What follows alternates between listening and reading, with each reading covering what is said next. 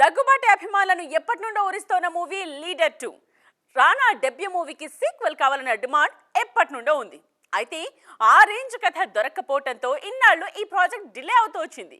తాజాగా ఈ crazy sequel కు సంబంధించిన అప్డేట్ ఫిల్మ్ నగర్ లో ట్రెండ్ అవుతోంది. లీడర్ సినిమాతో సిల్వర్ స్క్రీన్ ఎంట్రీ ఇచ్చిన రానా తొలి ప్రయత్నంలోనే నటుడిగా మంచి మార్కులు సాధించారు.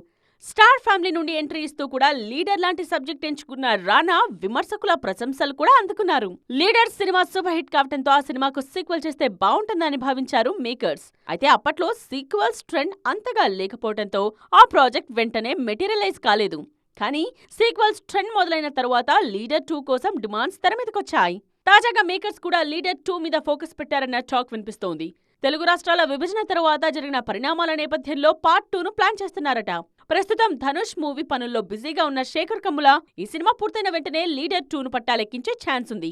లీడర్ 2ను మల్టీ స్టారర్ గా ప్లాన్ చేస్తున్నారన్న ప్రచారం కూడా జరుగుతోంది. ఈ మూవీలో రానాతో పాటు మరో 3 స్టార్ హీరోలు గెస్ట్ రోల్లో నటించే ఛాన్స్ ఉందంటున్నారు.